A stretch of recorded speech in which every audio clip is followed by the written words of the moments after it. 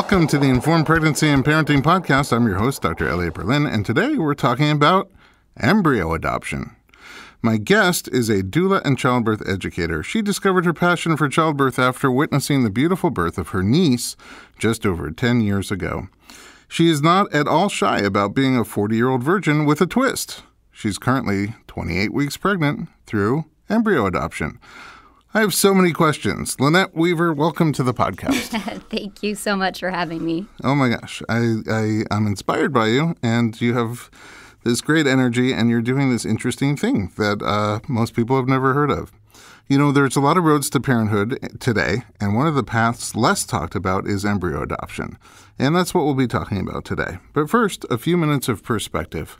I found that a lot of people become fascinated with pregnancy and birth after experiencing it themselves or with a partner, and that may lead them to pursue a career in birth work.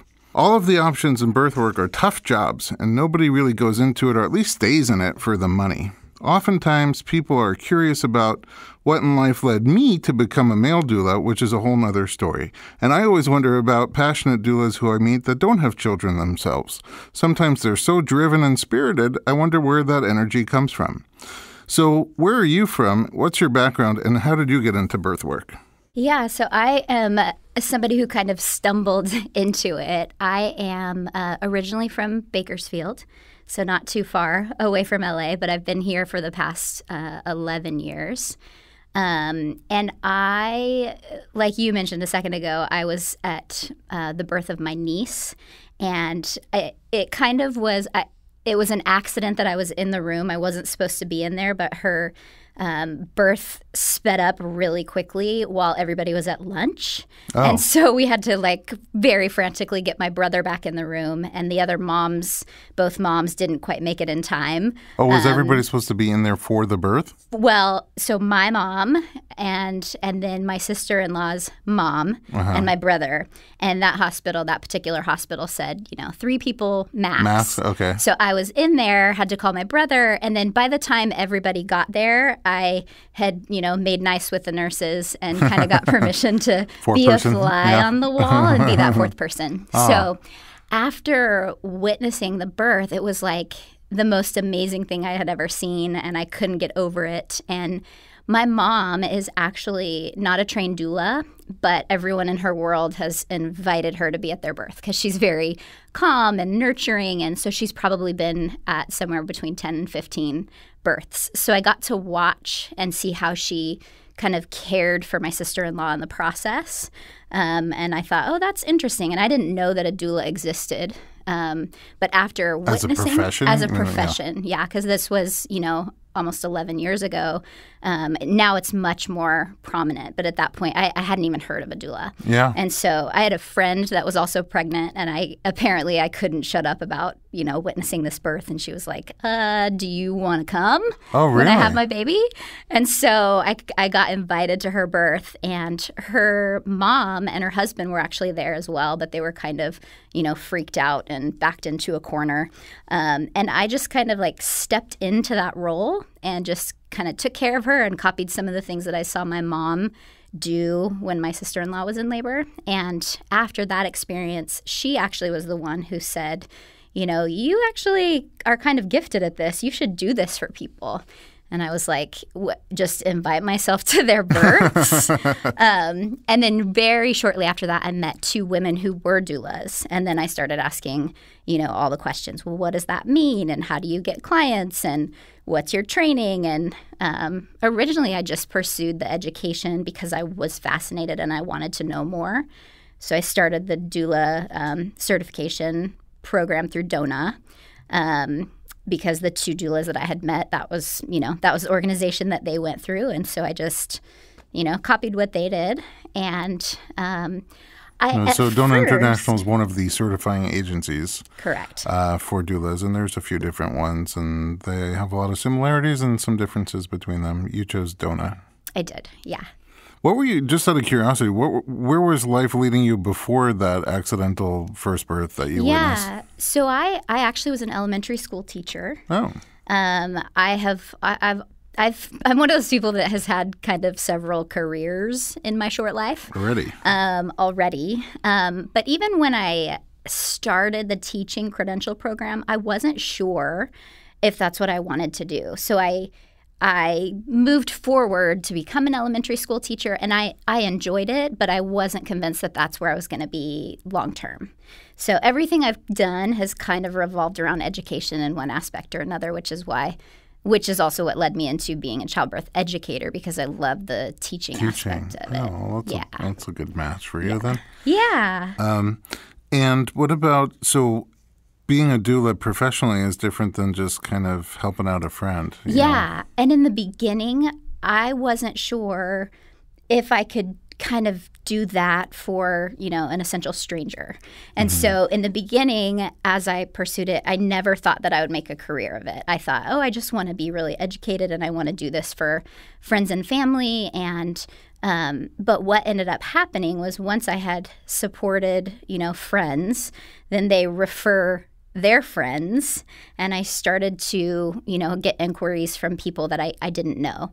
And then actually what I found is once I did the education part, the prenatal visits, as a doula, you ask people really personal questions and you get to know, what are your greatest fears and how's your relationship and your support person and what's your relationship with your mother-in-law and your mom and all of that kind of stuff. Oh, not me. So I found that by the time, even if it was a stranger in the beginning, that you're not strangers at all by the time and then you I get had, I really cared about them, or I do, really care about my clients at that point.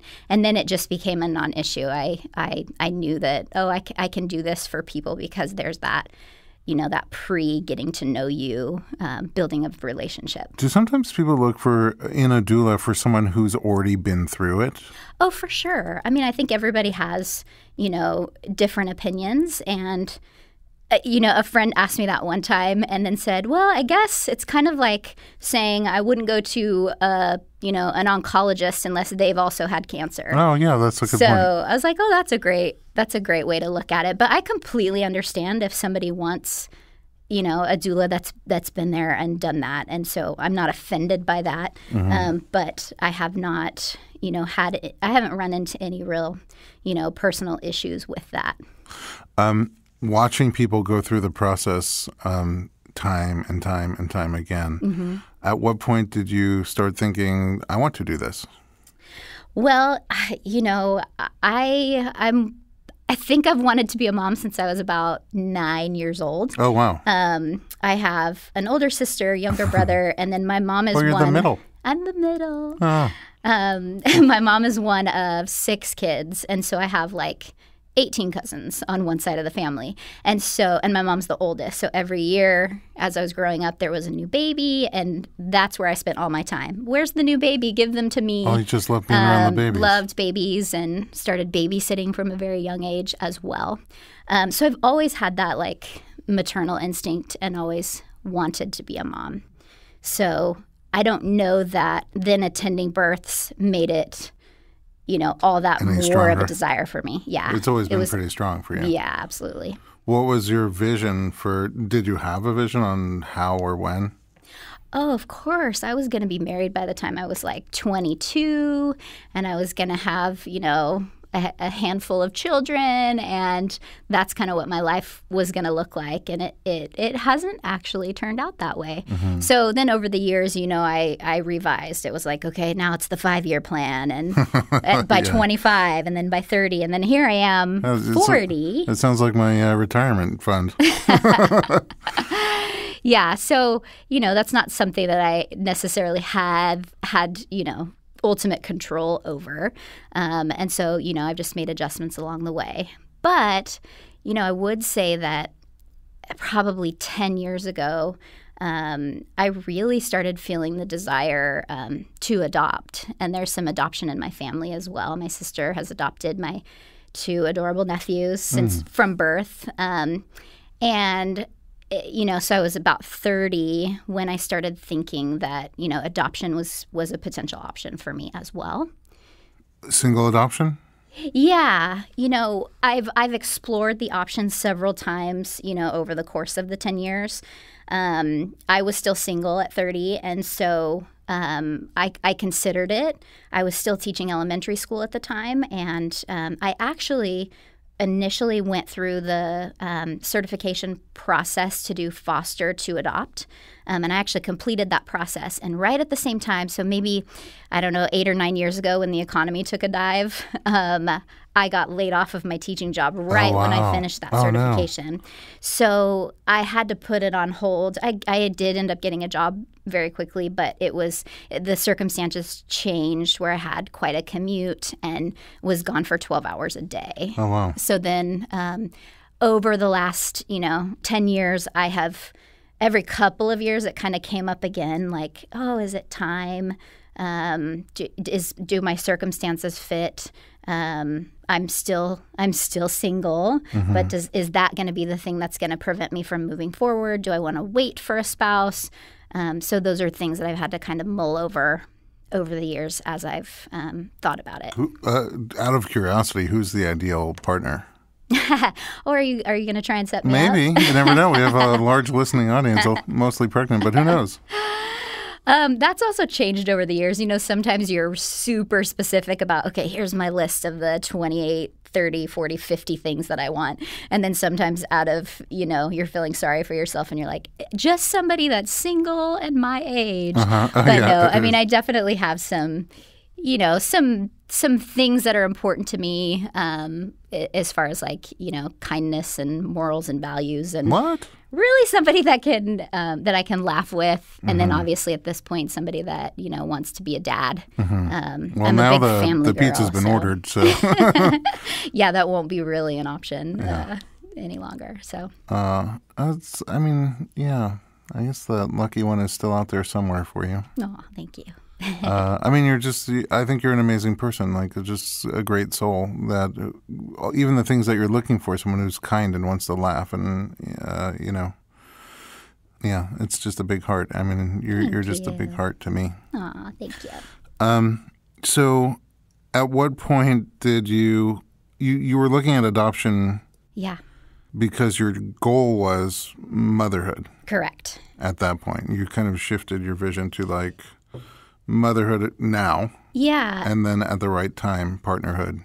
Correct. And not only motherhood, but I feel like watching my sister go through the adoption process and then learning more about that. And just I've always had a heart for children and children in need. And so I really, as much as I also wanted biological children, I knew at some point in my life adoption was going to be part of my journey. Mm-hmm. So it wasn't like, oh, now I've exhausted all the possibilities, and so now this. This was always in your sights. This has always been kind of, a call or something that my heart has been drawn toward. And what? Because now you're not doing adoption. Yeah. So at what point did you shift gears away from that? Well, honestly, like I said, every couple of years I would visit the, is it time for me to adopt? And a little over 2 years ago, I had a dear friend who she and her family had gone through IVF, and they have several children, and they're in a place where they have remaining frozen embryos. And she actually came across an organization called Snowflakes that does embryo adoptions. And so, that's something that they were considering looking into on their end. But when I heard about that, I was like, wait, what? Tell me more about this kind of adoption. And so I just started, researching more about snowflakes and then figuring out, what is embryo adoption and what's the need there. And then learning that, obviously there are a lot more families that are going through fertility treatments, and this is becoming actually a real need. There's a lot of embryos in the freezer. Close to 1 million frozen embryos in the U.S. alone right now. And so there are actually a lot of families that have, gone through IVF. They have these embryos. Now they have as many children as they feel like they'd like to have. And now they're faced with this decision. What do we do with the embryos? What do I do? What are the options for what to do?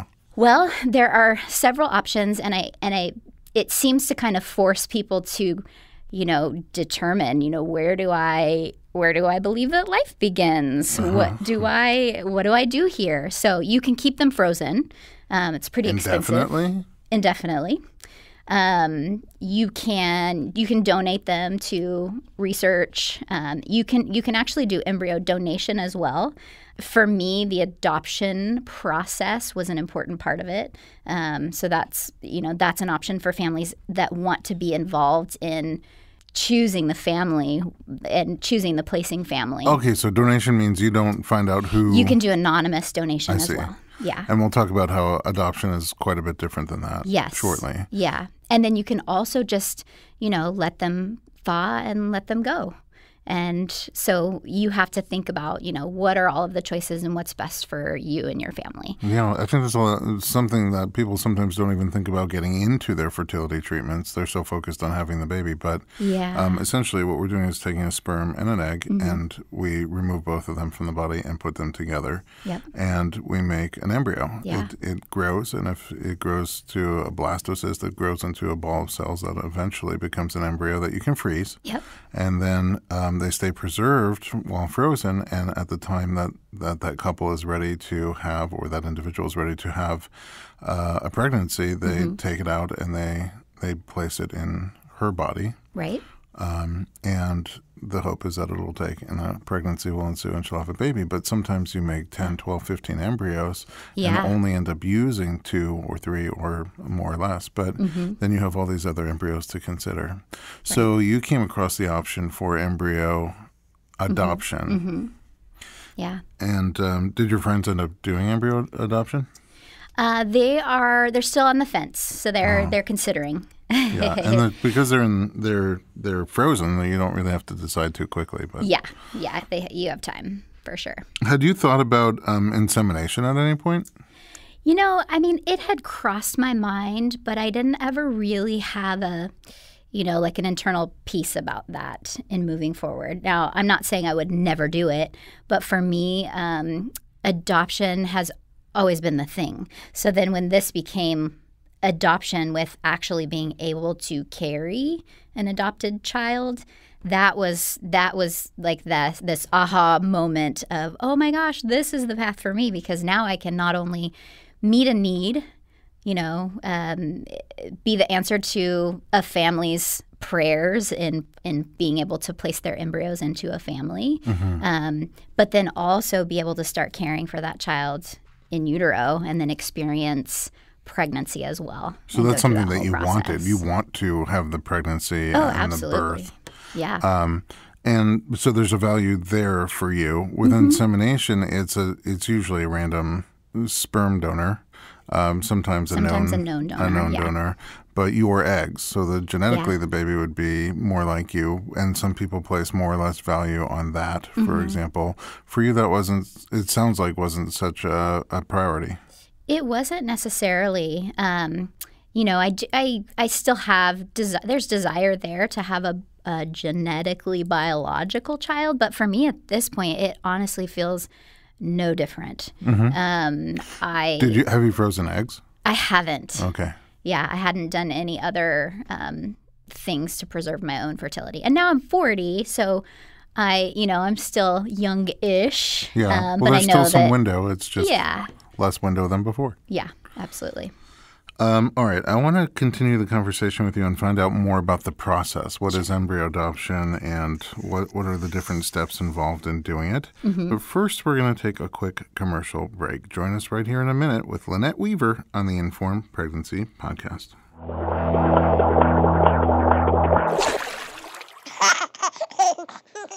Hi, I'm Maria Alcoke. I'm a business owner, level 1 CrossFit trainer, pre- and postnatal coach, and a mom. And I'm the host of the Engine Mom Podcast.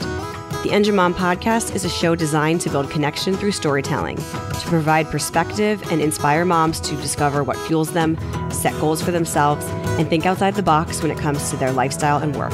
Are you ready to feel connected to other moms who are just as driven as you are? Subscribe to the Engine Mom Podcast today.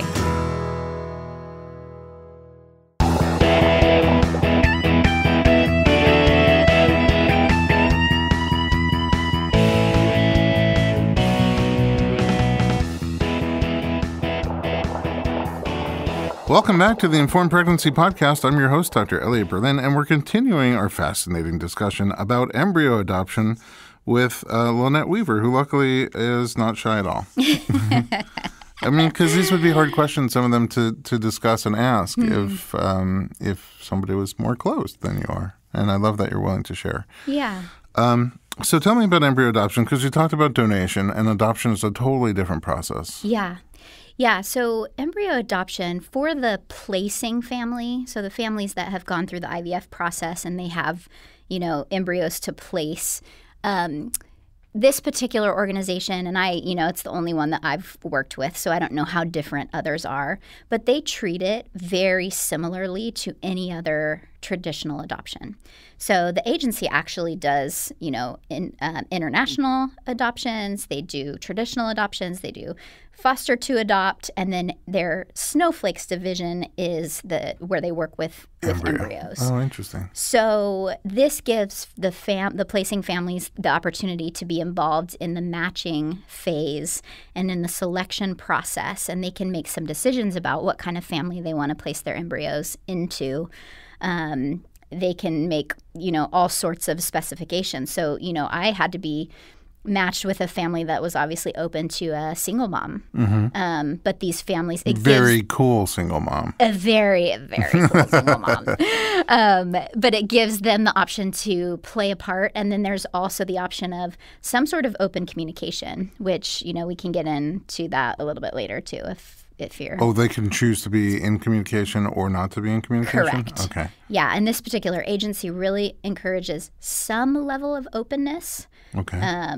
But, there are so many varying degrees of what that looks like. So from your perspective, the wanting to adopt an embryo, how does the process start for you? So for me, at the beginning, I had to initially get my own fertility checked out. So I had to find a fertility specialist and just make sure that I didn't have any contraindications to pregnancy. So not necessarily the ability to conceive, but the ability to healthily carry a baby to term and deliver. Yeah. So with, being geriatric in my years. Maternally geriatric. Maternally geriatric. It didn't matter what my eggs or my ovaries look like. Right. It was just a matter of how's the uterus, yes. And so checking that out to make sure that there's nothing that is a contraindication. Does that mean like an ultrasound, sonohistogram? Like how? Yeah, so I did. I had to have a sonohistogram, ultrasound. Actually, they ended up finding a small polyp inside my uterus, and so then I had to have a minor procedure to get that removed. Okay. Yep. And then they repeated the sonohistogram, and then he signed off. Okay. Yeah. So then once you turn that into the agency, then you're cleared to then start the process. Presumably what they're trying to do is avoid wasting an embryo, or I would say so. And for lack of a better term, putting an embryo in an environment where it's not likely to thrive. Yeah, I mean, there's so many different factors, and you don't know until you actually move forward through the process. But if there was something, glaringly obvious in the beginning, then you're not necessarily a good candidate for an embryo adoption. So once you get the sign off from your doctor, then you start very similarly to a traditional adoption. I had to go through the home study process. There's education. So, I had to watch some online classes. I had to do a lot of paperwork, background checks, fingerprinting. Wow. I was assigned a social worker that came and did a home visit. No kidding. It was a little less than when I had gone through the county to do the foster care. They did many more home visits and things like that. They do kind of a little abbreviated version. But they're still doing due diligence. But they're doing their part, baby exactly. Coming into a good environment. Yes. So that part, is up to you how slowly or quickly you move through that. It's just how quickly can you get all the appointments that you need and get your paperwork done and watch the classes and all of that. Once you finish that initial phase, then you move into the kind of pre-matching phase where you also put together a family profile. So I had to write, my autobiography and why am I doing this, and include family photos and just lots of information so that the placing family get to look at. Oh, interesting. So they can sort of choose where they send their embryo. Yes, exactly. Now, they don't put 10 profiles in front of them and say, which one do you want? I see. There's a very extensive question an answer on preferences. Sort of like an eHarmony before you. Exactly. Yeah. So they wouldn't match you or show your profile to a family that you had different preferences. So they do the matching on both sides. And then what they do is they put a profile in front of the placing family, and they have 2 weeks to look at it and say yes or no to that family. Oh, very interesting. Okay. And then once they say yes, so if somebody said yes to me, then I in turn get to see their profile. And so that consists of typically kind of their fertility journey, why they're choosing adoption, any children that they have from the same batch of embryos are different. They can choose to include family photos, and then information about their health background. That's really sort of interesting. It's very thorough. Because they're genetic siblings, right? So you sort of get to see what your kid's probably going to look like. Yeah, absolutely. You get a degree, little bit of an idea. Yeah. That's so interesting. And you can be as specific as you want as far as even like faith and race. And I was pretty open, and I thought it'd be kind of cool if I'm this Caucasian girl with, light hair and light eyes. I thought it'd be kind of cool to birth like an African-American child. I was totally open to it. But interestingly, they said that 90% of the families that are A, going through the fertility treatments, and then B, choosing adoption are Caucasian. Oh, really? And so they said, if you're not another ethnicity, the chances of you being matched with the family are very, very slim. I see. So, my child will have blonde hair and blue eyes, essentially. Which I'm okay with that, too. I was open to really any possibility. Yeah. So it's interesting. I mean, the whole process is really fascinating. So you now match, like they say, we're okay with this person. We like this person being the adopting. The adopting family. So there's the placing family and then the adopting family. And then you say, I like that profile, so we're a match. Correct. So then at that point, you move into the paperwork processing phase, and the agency handles that as well. Now, this is where it gets a little bit interesting because embryos are not considered life by the powers that legal be. Standards. Exactly. Yeah. So in the legal paperwork processing, it's actually a transition of property ownership. Oh, wow. And so that's cold. At the end of the paperwork process, when both families, sign the documents, I essentially owned the embryos. And at that point, adoption is final. Oh, wow. So there won't have to be any, like a traditional adoption, there won't be like a court hearing or anything like that after the child is born. That's really interesting. So I'll be, on the birth certificate and, at this point. Like you could have been adopting a car. Right. Right. Wow. Yeah. There's a lot of steps. Yeah. So then once that is complete, then you enter the shipping phase, and that is wherever the embryos are currently being stored. So the family could be, in another state or another city or usually at least a different fertility clinic. Okay. So the agency handles the shipping of the embryos and gets them to your How do they ship clinic. In like cryogenic type storage cases, frozen, like dry ice. I would imagine. I didn't ever see that part of it, so I don't know if it's your usual FedEx or right. a special company. Yeah, they don't go too cheap on the shipping. Well, I think that's why they handle it, because they know how to take care of that. Hey, Bob, would you drive this over? Yeah.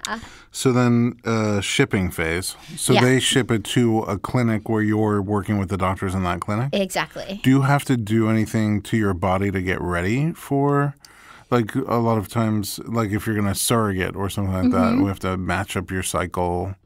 Yeah, it's it's essentially like being a surrogate and keeping the baby. So it's, there are fertility meds that you have to do. So basically, once they have the arrival date of the embryos, so my clinic knew when the embryos were going to arrive, then we could plan based on my cycle. We could start the process of getting me ready for the frozen embryo transfer. So it's about a month's worth of First they put you on birth control if you're not already on it, because they want to kind of control your cycle. And then you start. It's an important distinction. It's not to prevent you from getting pregnant. Correct. In the meantime, it's because they literally want to calm everything down. Exactly. And from my understanding, that's very normal for. Even if I had gone through IVF myself, all fertility treatments, yeah. And I was doing a frozen embryo transfer, that's the way that they typically clear the playing field, calm before the storm. Mm-hmm. Yep. And so then you start medications and the frozen embryo transfer part of it to try to conceive. So when your embryos arrive, when your property arrives, they're still frozen. They're still frozen. Is it one embryo or do they give you multiple embryos? Oh, that's a great question. So that's another thing that they take into consideration when they're matching you with a family. Some families may have 1 or 2 embryos. Some may have 15. Right. So ideally, they like to keep them together. So if you say, so for me, for example, I said, my desire would be 1 or 2 children. So they were only going to match me with a family that had 2 to maybe 5 embryos. Because not every embryo leads to a pregnancy and a birth. Correct. And so then, then they become my responsibility. And actually, once I have had as many children as I would like to have, if I have remaining embryos, the agreement is that I have to actually return remaining embryos to the original family through the agency. So you can't become an adopting family now on the other side. Right. Although I would imagine that some families choose to work together since now there are genetic siblings in 2 different families. Right. So they makes sense that they would. Mm-hmm. Yeah. So I was matched with a family that had 2 embryos. Okay.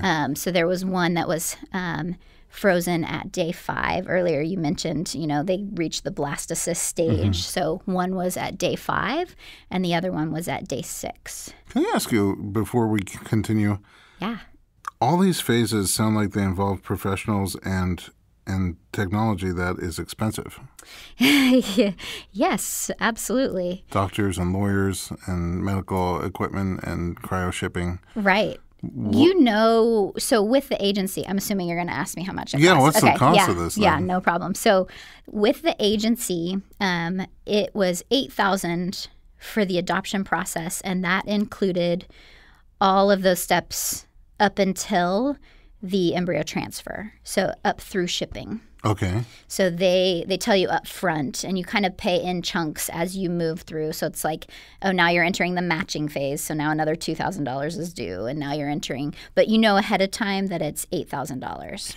But that doesn't include embryo transfer? Correct. And that doesn't include anything about pregnancy, birth? Correct. Okay. Yeah. So there's a lot more fee beyond the $8,000. Before we get to the extra fee, how does that compare to adoption costs? So honestly, it sounds like it's a little less than a traditional adoption, but once you get to the end of it, because you're also not guaranteed a pregnancy on your first try. So it depends on how many times you have to go through that.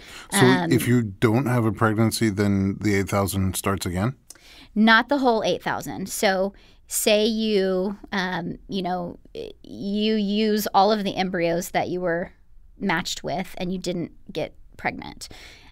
To re-enter the matching phase, you don't start from square one. You start from the matching phase. It's like it's another $2,000, and that covers matching, legal processing, and shipping again. $2,000. Okay. Yeah. So whereas a traditional adoption, you're guaranteed a kid. Right. Because they're already here. So you have a little bit more knowledge ahead of time in a traditional adoption at what your costs are going to be. Although if you're doing an international, then there's the travel aspect, and I'm sure that varies quite a bit as well. Right, they can't just ship them over. Yeah. It's a whole different experience. Yeah. So you kind of go in having a wide range of where this could fall. What was the embryo transfer like? So you did birth control first? Did birth control first. For a month? And then... since I am kind of an open book, I have pretty painful periods in general, so I've been on the pill for a long time to help with that. So I already was, so it didn't require anything different. It just was a matter of like, and then waiting.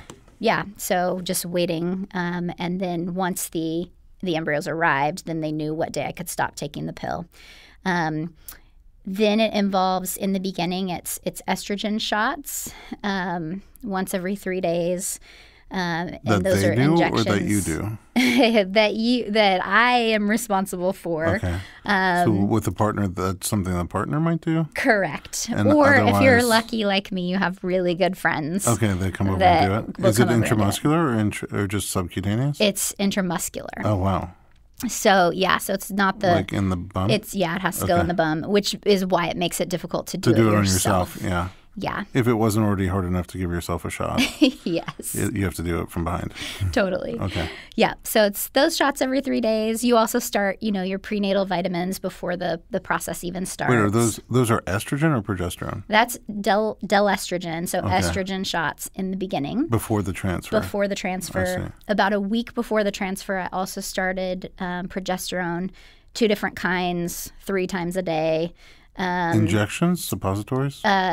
I had suppositories 3 times a day, and then vaginal suppositories, and then actually lozenges under the tongue.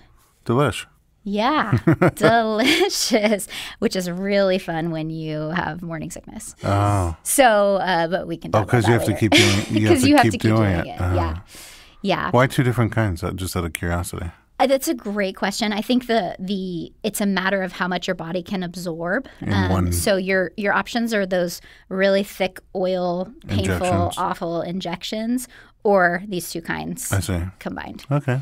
Lesser of 2 evils. Yeah, and that's what my doctor preferred, and so I guess I would prefer that as well.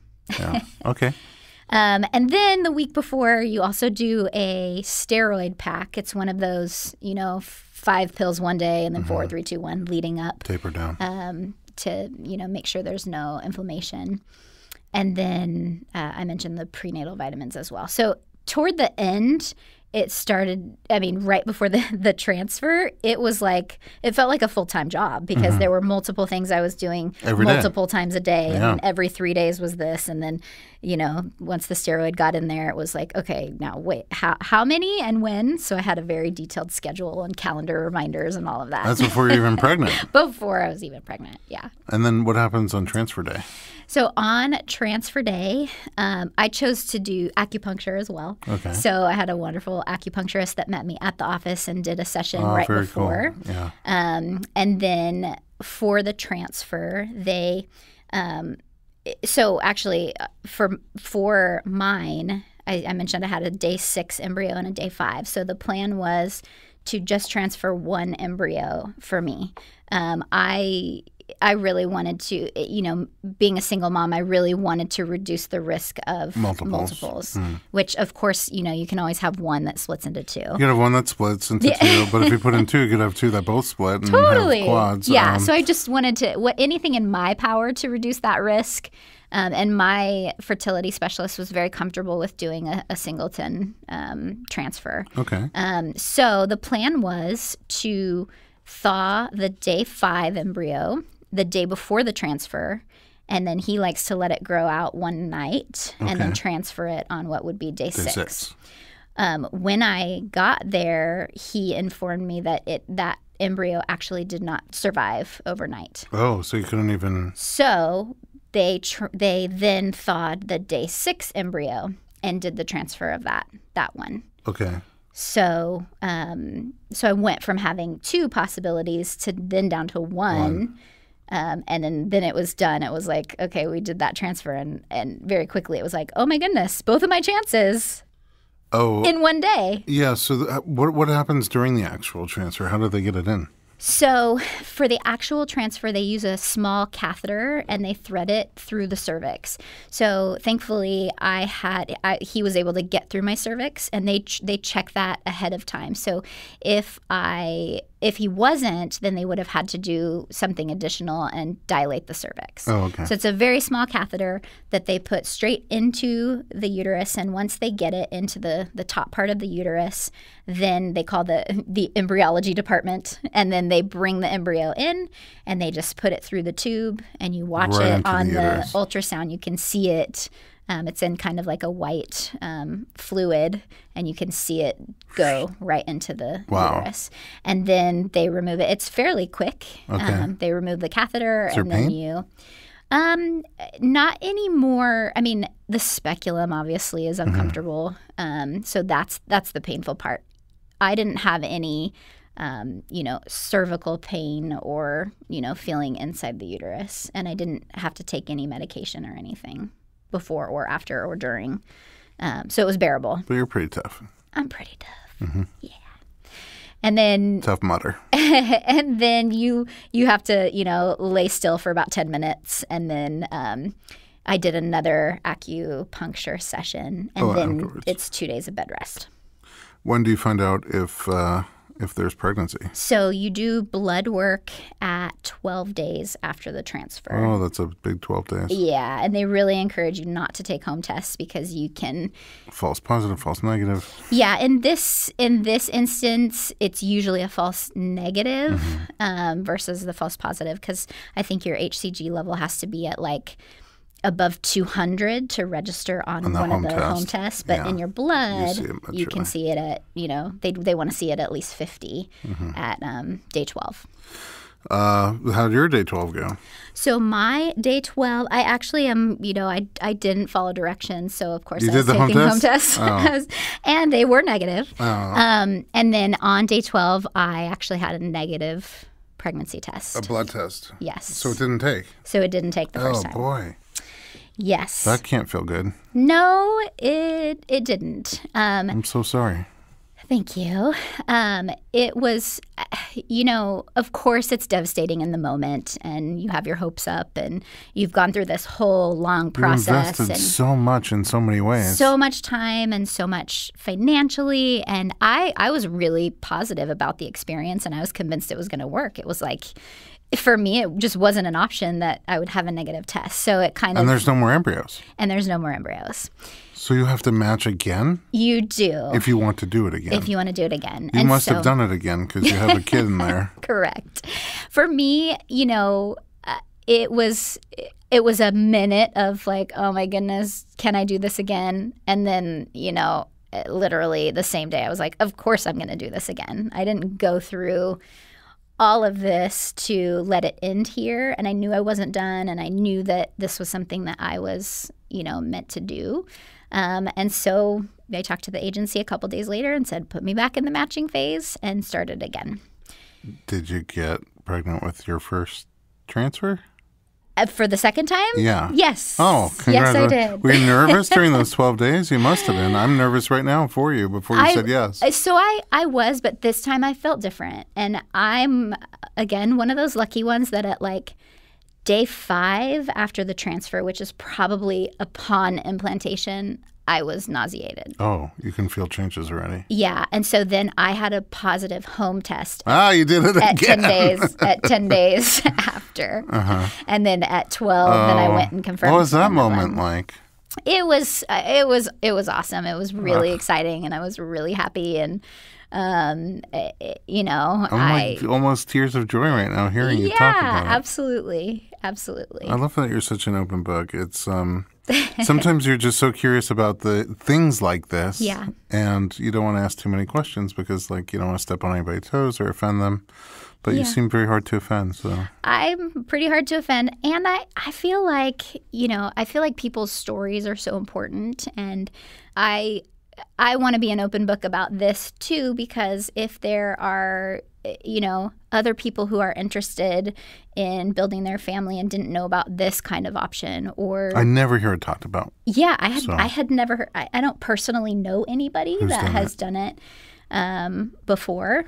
And then actually learning about how it is a growing need, that there are a lot of families that are looking for a growing families. Need. Yeah.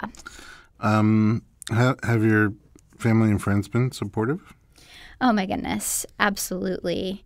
I think if I had started this, 10 years ago, there might have been some more reservations, or there might have been more encouragement to wait a little bit longer, wait till I was a little bit older.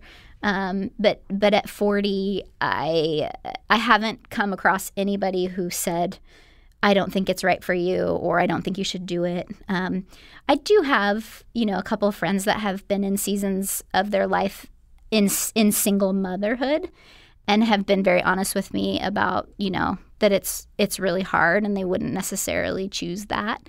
But not to the extent where they have said, but I don't think you should. Thankfully, because I, went in choosing it, obviously I would prefer to do it with a partner. I'm not naive. I know that single motherhood is going to be difficult. I'm going to have to work and, care for the child on my own as well. Hopefully I will be married at some point, and then, Dad can join us. But for now, I have an amazing community of friends.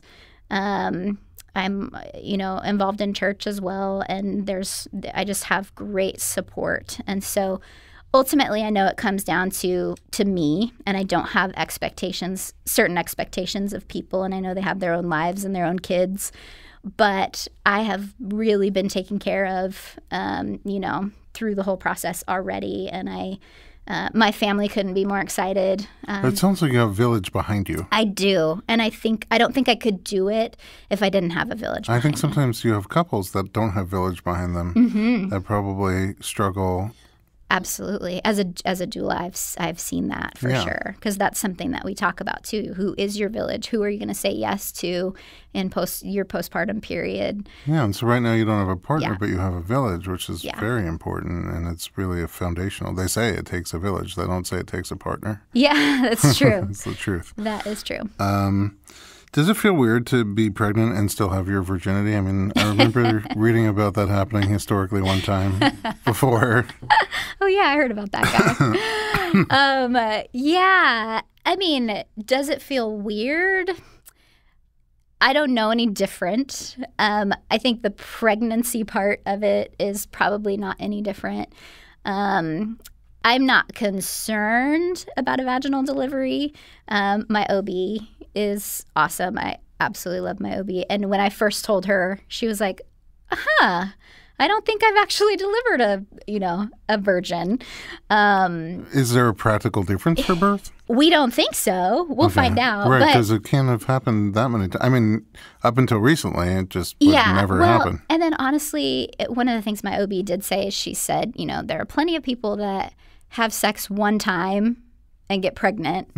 And let's be honest, a penis is not anywhere near the size of a baby. So I don't know how much that really prepares you. And I've also had a lot of medical procedures at this point. So I've had, ultrasounds and speculums. And so it's not likely that it will be a major issue.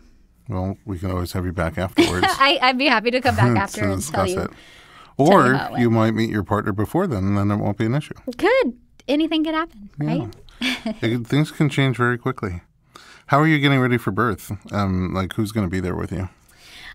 So I'll have a doula. And then my mom, who I mentioned has been at lots of births, she'll be amazing. Oh, great. She actually said, well, do you still need a doula? What can a doula do for you that I can't? Well, no, she could fill that role. Yeah. But she's not do you need a doula in addition to her? I see. And so as amazing as she'll be, she also hasn't been at her own daughter's birth. Yeah, so I want her to be able to just be my mom as well. And then, with a doula, they'll know when to do counter pressure and certain massage techniques and be able to set up the atmosphere and do all of those things that, even though I know, I'm clearly not going to be thinking about when it's me. So I was just talking to Sarah Levon on our episode about childbirth education about how partners are different than doulas and they together make teamwork. And I think in your case, same thing. Mother different than doula. Your mother will be able to do things that your doula can't do and vice versa. So for you, they sound like different important pieces of your puzzle. Yeah. And then I have, it's not fully decided yet because then I have, sisters and, dear friend, one of my, my closest friends who gave me injections every 3 days and went to all my appointments with me. And, so likely there will be one or two other people there and probably a whole slew of people in the waiting room. I have more questions for you that I can get to, but I do have one thought that I want to cover before we wrap it up here, which is, have you and the not donor family, but the placing family. The placing family, yeah. Thank you. Have you and the placing family talked about what you will each tell the children? They have genetic siblings. Do they have more than one? They have two. They have 2 boys. So they have 2 boys. Do you know what you're having? I'm having a boy. Okay. Yeah. So there's 3 genetic brothers. Right. They have 2. You'll have 1. Yeah. Have you talked about what they'll tell their boys, or if they know, and what you'll tell your boy?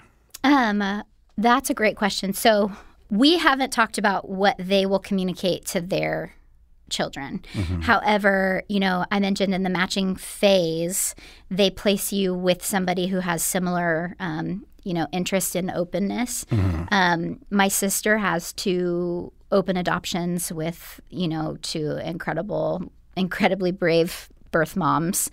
And I've seen what that looks like. So I'm very comfortable with openness.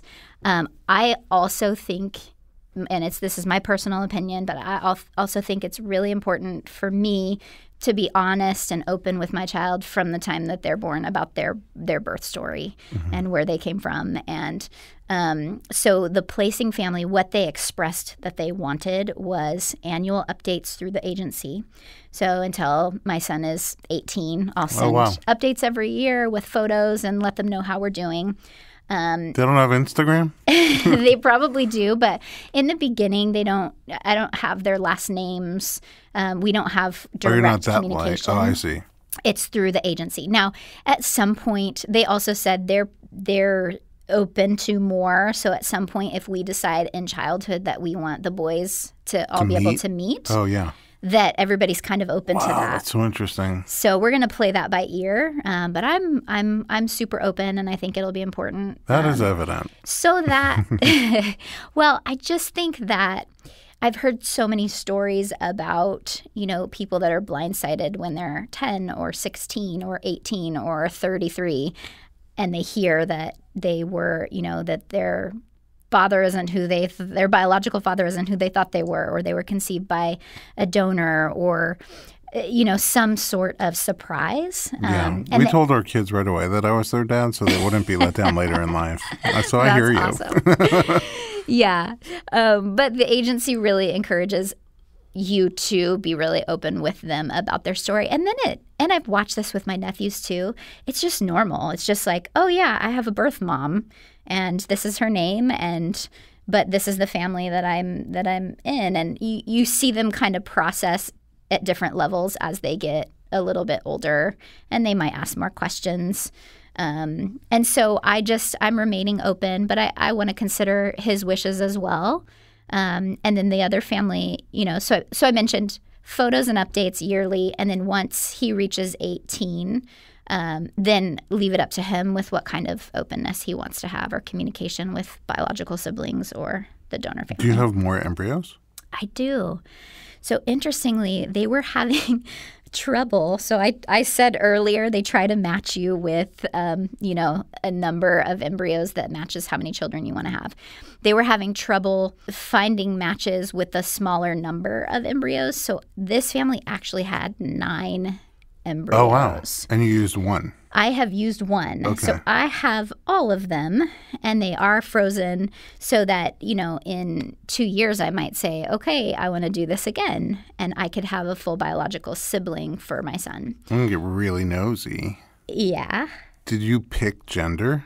I didn't. That's one of their specifications, is that even if they've done pre-genetic testing, they don't share those results because they don't want you to do gender selection through this adoption And you were totally process. cool. I mean, you were cool with whatever. Yeah.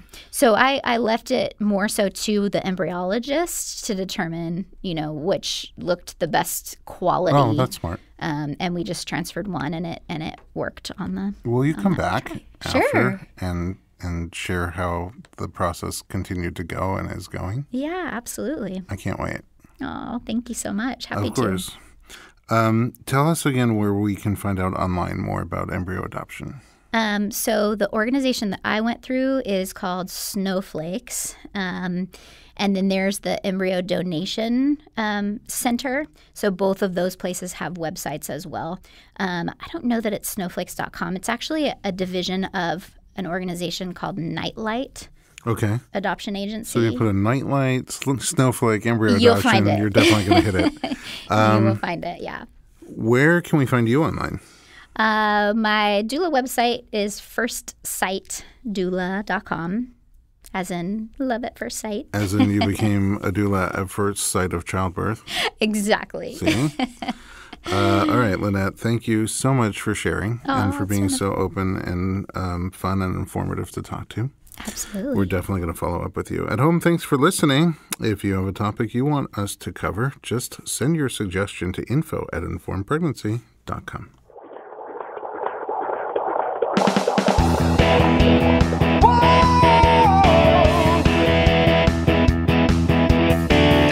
Doctor, give me the news. I got a whole lot of questions for you.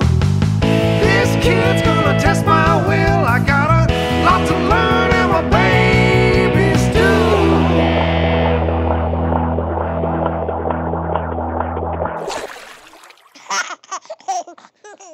This podcast is a proud member of Parents on Demand, a network of high-quality shows for families just like yours. Download our free network app on Apple and Android and listen to your favorite episodes on the go.